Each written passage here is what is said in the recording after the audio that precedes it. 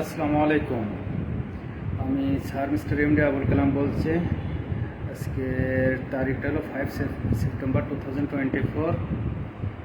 আমি Republican political party of ইউএসএর adviser. আমি এখন বাংলাদেশে বসবাস করছি। আমার হোম ডিস্ট্রিক্ট সাতক্ষীরা। আমি বাস করছি গোয়ালচত্বর, ধানঘুরা, পানিকাউরিয়া, কলারোয়া এবং ধানঘুরা কাজিহাট এলাকায় বাস করছি আমি।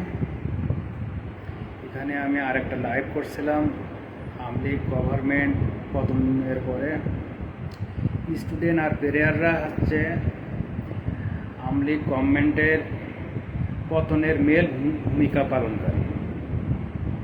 স্টুডেন্ট, ইউনিভার্সিটি, কলেজের, মাদ্রাসার স্টুডেন্টরা আর প্লেয়াররা একমাত্র আওয়ামী লীগ গভর্নমেন্টের এগেনস্টে ছিল এবং তারা পতন ঘটানোর মূল ভূমিকা পালন করে।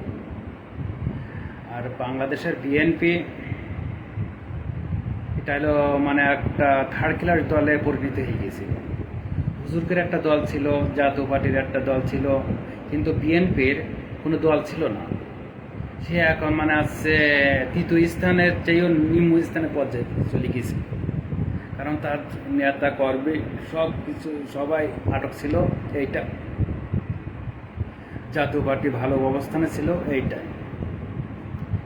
কিন্তু একটা কথায় সবাই বাংলাদেশের শিক্ষিত অশিক্ষিত গ্রাম টাউনের মানুষ সবাই জানে আওয়ামী লীগ গভর্নমেন্ট হলো কাফের। আর বিএনপির যে গভর্নমেন্ট আর তার নেতা কর্মীরা হয় হলো জালেম, অশিক্ষিত।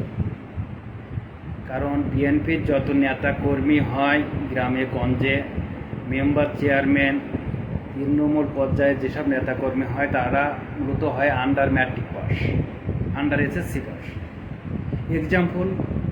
এক্সাম্পলটা দিয়েছি আমি হচ্ছে জগন্নাথ বিশ্ববিদ্যালয়ের বিএনপির আমি আছে মেম্বার ছিলাম, একটা মেম্বার পর্যায়ে ছিলাম। তারপরেও আমি আমার যে বিগত কয়েক বছর আগে একটা এমপি হয়েছিল হাবিবুর রহমান হাবিব, বিএনপির, তিনি আছে ঢাকা ইউনিভার্সিটির সভাপতিও ছিল বিএনপির ছাত্র দলের। কিন্তু দেখবেন চেহারাটা হলো হচ্ছে কমতি টাইপের, পাগলা টাইপের মতন চেহারা। এইটাই হচ্ছে সায়েন্স ফ্যাকাল্টি থেকে আইসে, পলিটিক্স তো বোঝেই না, সে জানি না ঢাকা ইউনিভার্সিটি কী জন্য তাকে সভাপতি